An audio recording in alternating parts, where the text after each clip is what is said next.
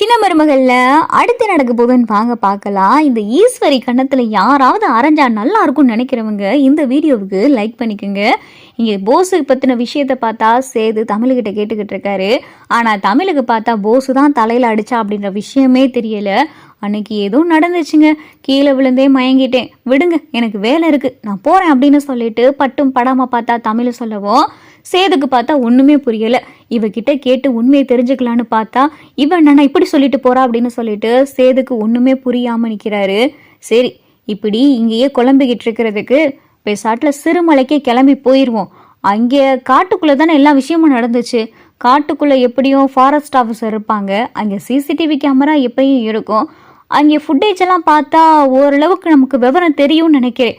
அப்போ அந்த காட்டுக்குள்ளே போஸு வந்திருந்தானா இங்கே தமிழ்ச்செல்வி மயங்கி கிடந்ததுக்கான காரணம் என்ன, எல்லா விவரத்தையும் நம்ம சிசிடிவி ஃபுட்டேஜில் பார்த்தா தெரிஞ்சுக்கலாம் அப்படின்னு சொல்லிட்டு சேது யோசிக்கிறாரு. இங்கே காலையில் பார்த்தா டிப் டாப்பாக ரெடி ஆகி சேது ராஜாங்க வீட்டுக்கு வராரு. என்னையா சேது எங்கேயும் கிளம்பிட்டியா அப்படின்னு சொல்லிட்டு ராஜாங்க கேட்கவும், ஆமாப்பா வெளியில் ஒரு சோழியாக கிளம்பிட்டேன். ஃப்ரெண்டு ஒருத்தன் அவசரமாக வர சொல்லியிருந்தான். அவன் ஏதோ இடம் வாங்க போகிறானா, அந்த இடத்துக்கு கொஞ்சம் விசாரிக்கிற வேலை இருக்குது, என்னைய கூப்பிட்டுந்தான். அது ஒரு பெரிய இடம்ப்பா, அதுக்காக நான் போகிறேன் அப்படின்னு சொல்லிட்டு சேது சொல்லவும், என்னையா சேது சாயந்தரம் நிச்சயத்தை வச்சுக்கிட்டு காலையில் இப்படி கிளம்பிக்கிட்டு இருக்கு அப்படின்னு சொல்லிட்டு ராஜாங்க சொல்லவும், இல்லைப்பா நிச்சயத்துக்குள்ளே நான் வந்துடுவேன் அப்படின்னு சொல்லிட்டு சேது சொல்லவும், சரியா சேது பார்த்து போயிட்டு வா அப்படின்னு சொல்லி ராஜாங்கமும் சொல்லவும் சேது பார்த்தா சிறுமலை கிராமத்துக்கு கிளம்பி போகிறாரு. சிறுமலை கிராமத்துக்கும் பார்த்தா சேது போயிடறாரு. அங்கே இருக்கிற ஊர் பெரியவரை பார்த்தா சேது பார்க்கவும், வாங்கய்யா என்னையா இம்பிட்டு தூரம் வந்திருக்கீங்க அப்படின்னு சொல்லிட்டு ஊர் பெரியவர் கேட்கவும், இல்லை எனக்கு ஒரு விவரம் தெரிஞ்சுக்கிறணும், அதனால தான் இங்கே வந்திருக்கேன். இங்கே ஃபாரஸ்ட் ஆஃபீஸர் இருக்கிற இடம் எனக்கு கொஞ்சம் சொல்கிறீங்களா அப்படின்னு சொல்லிட்டு சேது கேட்கவும், அப்படியாயா வாங்க நாங்களே உங்களை கூட்டிகிட்டு போகிறோம் அப்படின்னு சொல்லிட்டு இங்கே ஃபாரஸ்ட் ஆஃபீஸரை பார்க்க ஊரில் இருக்கிற பெரியவர் பார்த்தா சேதுவை கூட்டிகிட்டு போகிறாரு. அங்கே சேது போனதும், சார் இந்த மாதிரி நான் அமைச்சர் ராஜாங்கத்தோடைய மகன், என் பேர் சேதுபதி, எனக்கு ஒரு சில விவரங்கள் தெரிஞ்சுக்கிறணும் அப்படின்னு சொல்லிட்டு சேது சொல்லவும், சொல்லுங்கள் சார் உங்களுக்கு என்ன ஃபேவர்னாலும் நாங்கள் பண்ணுறோம், என்ன விவரம் தெரிஞ்சுக்கிறணும் அப்படின்னு சொல்லிட்டு ஃபாரஸ்ட் ஆஃபீஸர் கேட்கவும், அது இந்த தேதியில் காட்டுக்குள்ளே அன்னைக்கு நான் என்னுடைய சம்சாரம்லாம் காட்டுக்குள்ளே வந்திருந்தோம். அப்போ காட்டுக்குள்ளே வந்திருந்தப்ப என் சம்சாரம் ஒரு இடத்துல மயங்கி விழுந்துட்டாங்க. அவங்க தற்செயலாக மயங்கி விழுந்தாங்களா இல்லை அவங்கள யாரும் எதுவும் பண்ணாங்களான்னு தெரிஞ்சுக்கிறணும். அன்னைய தேதிக்கான சிசிடிவி ஃபுட்டேஜ் மட்டும் எனக்கு காட்ட முடியுமா அப்படின்னு சொல்லிட்டு சேது சொல்லவும், சரிங்க சார் தாராளமாக காட்டலாம், வாங்க சார் ஆஃபீஸ் ரூம் வாங்க அப்படின்னு சொல்லிட்டு இங்கே சேதுவை பார்த்தா ஆஃபீஸ் ரூம் கூட்டிகிட்டு போகிறாங்க. அங்கே சிசிடிவி ஃபுட்டேஜ் எல்லாம் ஓடிக்கிட்டு இருக்கு. அதை சேதுவும் பார்த்தா ஒவ்வொரு தேதியை எடுத்து பார்த்துக்கிட்டு இருக்காங்க. அந்த சேது சொன்ன தேதியில் பார்த்தா எடுத்து பார்க்கையில் தமிழ்ச்செல்வி நடந்து வந்துக்கிட்டு இருக்காங்க. தமிழையும் பார்த்தா சேது பார்க்குறாரு. பின்னாடியே பார்த்தா போஸும் வரா. போஸையும் பார்த்தா சேது பார்க்குறாரு. இவன் இங்கே இருக்கா அப்படின்னு சொல்லிட்டு சேது பார்த்துக்கிட்டு இருக்காரு. திடீர்னு பார்த்தா ஒரு கட்டையை எடுத்து போஸு தமிழ் தலையில் அடிக்கிறதும் தமிழ் அங்கே மயங்கி விழுகிறதும் எல்லாம் பார்த்தா வீடியோவாக ரெக்கார்ட் ஆகிருக்கு. அதை பார்த்ததும் ஃபாரஸ்ட் ஆஃபீஸருக்கும் பயங்கர அதிர்ச்சியாக இருக்குது. சேதுக்கும் பார்த்தா ரொம்ப அதிர்ச்சியாக இருக்குது. என்ன சார் அந்த பொண்ணை பின்னாடி இருக்கிற பையன் அடிச்சிட்டான் அப்படின்னு சொல்லிட்டு ஃபாரஸ்ட் ஆஃபீஸர் சொல்லவும், சரி சார் எனக்கு ஒரு உதவி பண்ண முடியுமா அப்படின்னு சொல்லிட்டு சேது கேட்கவும், சொல்லுங்கள் சார் அப்படின்னு சொல்லிட்டு ஃபாரஸ்ட் ஆஃபீஸர் கேட்குறாங்க.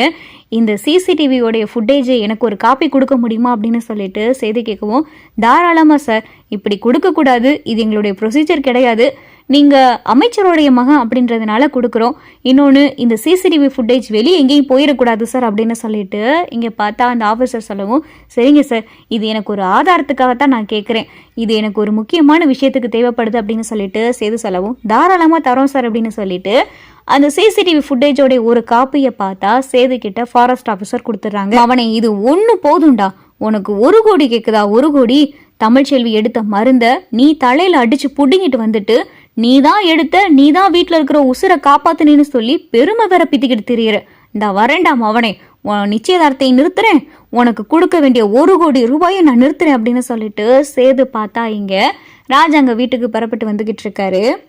இங்கே நிச்சயதார்த்தத்துக்கான வேலையெல்லாம் பார்த்தா தடபுடலாம் ரெடி ஆகிக்கிட்டு இருக்கு. பொண்ணு மாப்பிள்ளையெல்லாம் உட்கார வச்சுட்டு நிச்சய பத்திரிக்கை பார்த்தா வாசிக்க போகிறாங்க. நிச்சய பத்திரிக்கை வாசிக்க போகிற சரியான நேரத்துக்கு பார்த்தா சேது உள்ளே வந்துடுறாரு. நிறுத்துங்க அப்படின்னு சொல்லிட்டு சேது சொல்லவும் எல்லாரும் பார்த்தா திரும்பி பார்க்குறாங்க.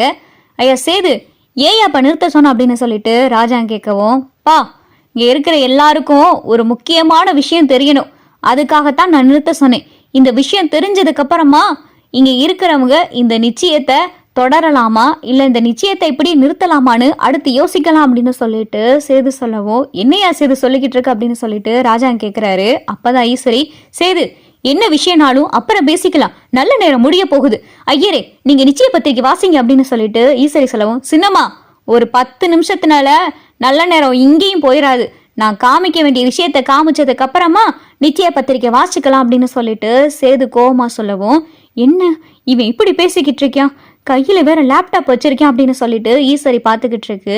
எல்லாரும் முன்னாடியும் பார்த்தா சேது அந்த லேப்டாப்ல பென் டிரைவை மாட்டி வீடியோவை போட்டு காமிச்சுக்கிட்டு இருக்காரு. அந்த வீடியோவில் தமிழ்ச்செல்வி மருந்தெடுத்துட்டது கத்துறது, அதுக்கு பின்னாடியே பார்த்தா இங்கே போஸ் வந்து தலையில் அடிச்சதுன்னு சொல்லி வீடியோவாக ஓடிக்கிட்டு இருக்கு. அதை பார்த்துட்டு வீட்டில் இருக்கிற எல்லாருக்கும் பார்த்தா பயங்கரமான அதிர்ச்சி. பாவி தமிழ் தலையில கட்டிய வச்சுல அடிக்கிறேன் அப்படின்னு சொல்லி அப்பத்தான் பார்த்துக்கிட்டு இருக்காங்க. ராஜாங்கத்துக்கு பார்த்தா பயங்கரமான கோபம், இவன் இப்படிப்பட்ட வேலையை பார்த்துருக்கானே அப்படின்னு சொல்லி ராஜாங்க பார்த்துக்கிட்டு இருக்காரு. சன்னாசி, ஈஸ்வரி, போஸு, இங்கே காவியா, இங்கே மாப்பிள்ளை வீட்டில் பொண்ணு வீட்டில் எல்லாரும் பார்த்துட்டு பயங்கரமா அதிர்ச்சி ஆகுறாங்க. தமிழுக்கும் பார்த்தா அப்பதான் உண்மை தெரியுது, நம்ம தலையில் அடிச்சது இந்த போஸு தானா அப்படின்னு சொல்லிட்டு தமிழும் அதிர்ச்சியோட அந்த வீடியோவை பார்த்துக்கிட்டு இருக்காங்க. பாத்தீங்களாப்பா, உண்மையிலேயே மருந்தை கண்டுபிடிச்சு எடுத்தது தமிழ்ச்செல்வி தான். தமிழ்ச்செல்வி இங்க மருந்தை கொண்டாந்து உங்களுடைய உசுரை காப்பாத்துறதுக்குள்ள இந்த போஸு அவ தலையில கட்டைய வச்சு அடிச்சு அவளை மயக்கமாக்கிட்டு ஏதோ அவனே கஷ்டப்பட்டு அந்த மருந்தை கண்டுபிடிச்ச மாதிரி இங்க வீட்டுல இருக்கிற எல்லாரையும் நம்ப வச்சிருக்கான் அப்படின்னு சொல்லிட்டு சேது எல்லா உண்மையும் பார்த்தா வெட்ட வெளிச்சமா போட்டு காமிச்சிடுறாரு.